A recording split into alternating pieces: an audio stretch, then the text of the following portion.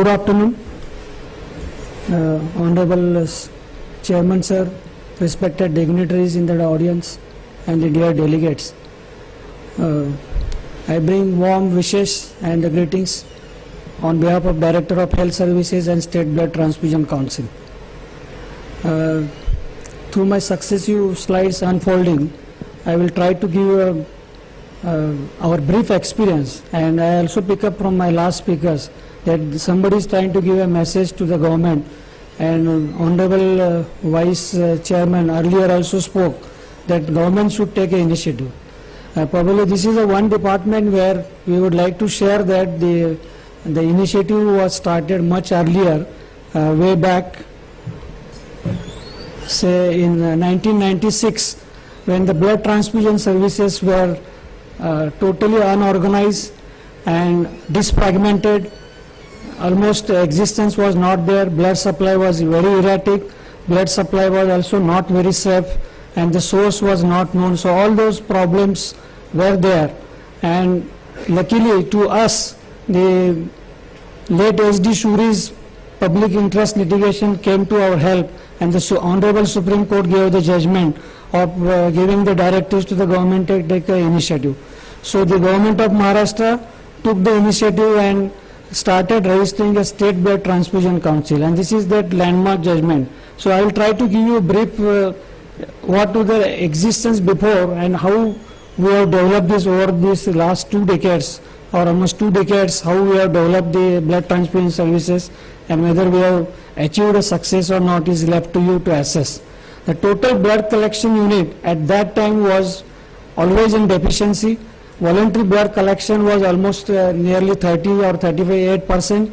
HIV seropositivity was very high at that time, and general state of blood bank affairs was totally fragmented. Non-availability of MIS program, sporadic training activities were there. There was overall no nodal agency who was monitoring all these blood transfusion activities. This is at the backdrop. If you know, some of the seniors will be knowing that when the onslaught of HIV had just arrived in India in the late 1980s and early 90s, and this was a scenario, and one of the early HIV case was being attributed to blood transfusion. So the blood banks were at a very high target. There was a lot of adverse publicity, and there was a lot of pressure on the public sector and the government and various agencies to have a proper and safe blood. So this is how the blood management started, and this is currently the management affairs who is overlooking the State Blood Transfusion Council, and it is headed by the Honorable Chairman, who is a public health secretary, Director of Health Services, Director of Medical Education, drug controllers, the law implementing agencies also there, NGO agencies and reputed institutions are also there. So this is how we started with that with the State Blood Transfusion Council. So voluntary blood donation organization. So we grabbed all sorts of technologies or all sorts of the whatever possible at that time, and gradually we unfolded and developed the leadership in this particular field of blood transfusion services. So we started using mass IEC media. A lot of things were there. Even I remember about in 1990s or 1995, Mather, Ogilvy and all such public, the very well-known advertising agencies were also ramped in, and they were consulted how to develop the role models, how to develop IEC material for mobilizing the voluntary blood donations. So all these efforts, various efforts have been taken, and we also came to know that the women participation is very less, and most of the time the blood is being utilized by the women patients. So we also gradually focus this particular segment also.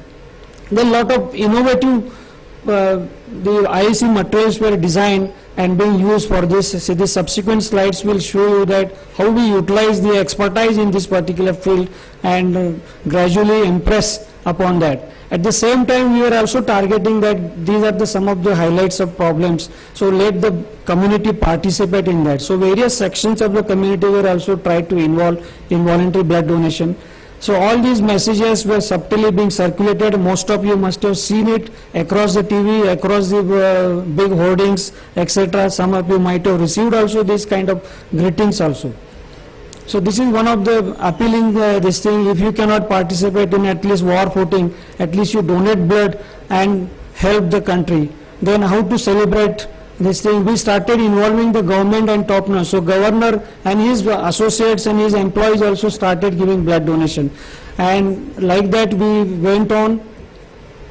So birthday clubs, adopting the thalassemia children. So all sorts of innovative methods were also involved in the voluntary blood donation and improving the voluntary blood donation, this thing.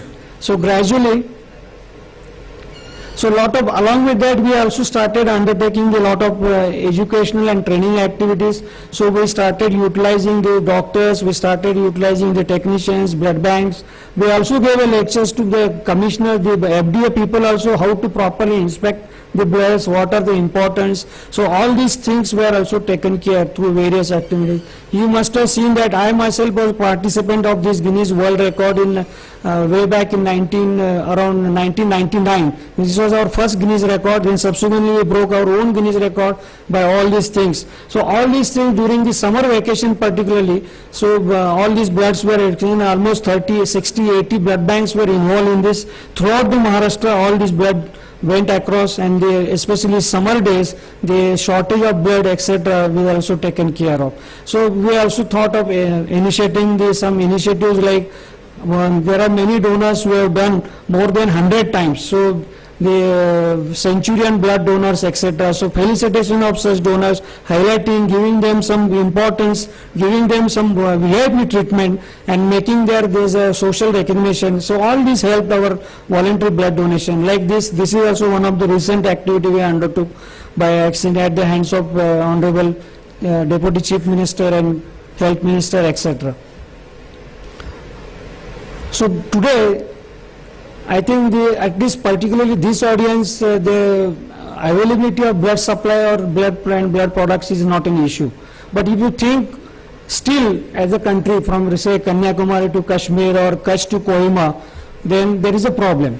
Even in this part of state, for example, say Bandia to Chanda, we talk about, probably this particular western region may not face the problem, but still availability of blood, sustainability of blood supply, safety of blood supply, and all these things. And currently we are only testing for 4 or 5 infections. And there are a lot of emerging infections which are coming across. Lot of medical tourism is also taking place. Lot of foreigners are coming. Lot of accrediting agencies are also insisting on all these accreditation, licensing, etc. So all these things, that means emerging infectious diseases will be also another problem and another challenge for blood transfusion services. Rightly, my previous speaker also spoke about the molecular diagnostic. So a lot of that. So in spite of all these, improving the technology, embracing the technology, as well as availability of that. So NAT testing is also there in the now blood transfusion services. So trying to bring down or trying to give you at least zero level. It may not be zero level, but at least nearer to zero risk blood supply or safety of the blood we are trying to ensure. So currently we are proud to say that almost 76 government blood banks are there. Most of them in major blood banks, then trust organizations are adopting. So more than 300 blood banks are there. Most of them are all licensed, and I am very proud to say that currently the organization which I head is already NABH accredited. It is one of the largest, not in this state but entire country, in the public sector. This is the only public sector blood transfusion service facility which is having a NABH accreditation. It is in the 5th year of NABH accreditation. So Government of Maharashtra and SBDC has taken already an initiative and trying to tell you that the importance of accreditation and all this, particularly as far as the health facility is concerned. I am also told that Gujarat and other governments are also similarly taking the steps of having accreditation to their healthcare facilities. So these are the various infrastructures now. So when there was no health infrastructure, rightly Dr. Manisha said in the earlier remarks that you require for best outcome, health outcome or best clinical outcome, you require best infrastructure. So you must have seen that from 1996 to today's 2014, there was no infrastructure. So we developed that infrastructure, we developed the manpower, we developed all these facilities, we embraced the technology. I will also show you subsequently how we embraced the new technology and how we achieved this result. See, some of the areas now, most of the district hospitals and most of the regional centers, some of them are in Red Cross, some of them are in corporate, some of them are in the corporate, the trust blood banks, they are all having a component. So availability of blood and blood product across the state is not a problem today. So this is how we rose our blood supply line, say right from 1996, which was 3.6 lakh units. So today now we are reaching to almost 15 lakhs units of blood collection. And percentage of voluntary collection you will see, it is assumed, and of course there is a technical and lot of academic literature available, that if the source of blood comes from a non-remunerated voluntary blood donation, then you are assured of some amount of safety. So though the mandatory testing etc. is always there. So you see that our blood supply, which was earlier 38% in 1996, which has rose to almost 95%, and we are trying to reach to even 99 to 100% also. Number of camps, we see that some few thousand to now almost more than 80,000. HIV seropositivity has also dropped. It is not only because of the blood transfusion services help, it is also the government has taken initiative by through NACO and MSAC and all other agencies, and of course the private sector also participated in that. So today the HIV seropositivity has come down, and HIV positivity in the voluntary blood donation has become almost, in Maharashtra at least, it is less than 1% or less than 0.05%. We are again proud now the embracing the technology and making this all this safe blood and making it available to the grassroots level. This is one of the another initiative taken by Government of Maharashtra, the Director of Health Services and SBTC, that just like you are ordering a pizza, somebody was referring earlier of embracing the robots and other things. So similarly, you just order a pizza, like here you dial 104 and you get the blood. So these are the riders here you must be seeing there. And this scheme has been recently launched in the month of January. Now it is almost 6 months and the results are very encouraging. By my center, at least every day 5 to 6 units are going across to the very needy patients, especially those patients who do not have their relatives with them, those patients who are landed in the surgery and they don't have any resources, those patients who have come in Mumbai without any resource to give their blood or blood products. So the clinician just dials up 104. This is again being highly appreciated in the parts of say Vidarbha, Nagpur and Gondia, Chandrapur, where the backward, so-called backward districts where a lot of health infrastructure is not available, and this 104 service is highly appreciated there and is being highly used there. Again, Government of Maharashtra has taken another initiative. Especially these diseases like thalassemia, hemophilia and sickle cell, and of course now they added is MDS, cancer patients, aplastic anemia. All those patients who requires blood and blood product is only their lifeline. If they do not have any other alternatives or high care technology is not available to them, that probably this is the only lifeline for them, and for them lifelong the blood will be supplied free of cost and it is being freed. I am very proud that today my collection is almost 1 lakh, out of that 30 to 40% goes to hemophilia, thalassemia and sickle cell, and it is totally free. And these are the technologies we have adopted. There is a registration involved. The monitoring agency SBTC issues such identity cards across the state. Anywhere this card is shown, any blood bank is supposed to oblige or honor that card and give whatever the blood is required. This is another state-of-art facility which has started, which I am now heading there as a medical director, and which is the only country, is the only setup in the country which is NABH accredited in a public sector. Lot of NABH accredited blood banks are there, but majority of them, or most of them rather, are in corporate sector. So here this is a facility. Luckily this is also situated in one of the heritage building where Dr. Hopkins started his pioneering work and developed the plague vaccine. In the same lab, today our blood and blood product is there. So probably there is some coincidence of prudence here that we are also situated there and giving a lot of service to our community.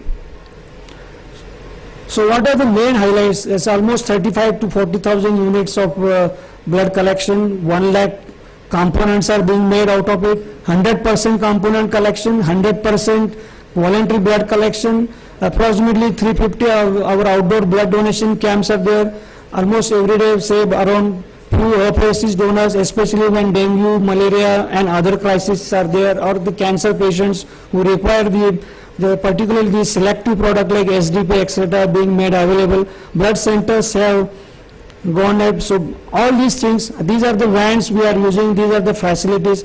Yes, embracing the technology, this is a hi-fi jail technology, fully automated. So you just load the sample, you get the results. So grouping, cross-matching, everything is being done there automatically. At any time, 10 to 15,000 units are stored. This is another embracing the technology. This is a very highly active website. I request you to appeal to you to, if you are not visited, go and visit this. There is a lot of information given. Where is the blood available? Which blood banks is nearer to all your patients? So this is how it gives in a rough this thing. Yes, I am wrapping up. And this is very, even ordinary or common person also is in the need of that. Either they can dial up now 104, or they can dial up or they see this access and find out the nearest center. So all these things are there. So we have not just stopped here. So we know that the ongoing facility is there. Blood transfusion services being radicalized, being modernized. Now with the advent of the minimal invasive surgery, which Dr. Puntamekar was referring, naturally I will have also to revise my role. So now the cellular therapies, stem cell. So all these things probably the modern blood bank will start, will have to offer to the community and to our customers. So we are also gearing up, and this is one of the beautiful state-of-art facility likely to come in another 2 or 3 years' time at Kharghar, New Bombay. So a lot of things are there. So recently we got the SBDC got the entire country the award of excellence at the hands of the Honorable Government of India Health Minister, and these are the dignitaries who are receiving these. So thank you very much. I think I have unfolded this thing. The initiatives have started from government. So I know it is always very easy to criticize the government, but lot of government has taken the initiative. So we thought we took this opportunity of sharing our experience and unfolding you in front of that. Even there are some facilities in government who are NABH accredited, who are giving state-of-art services.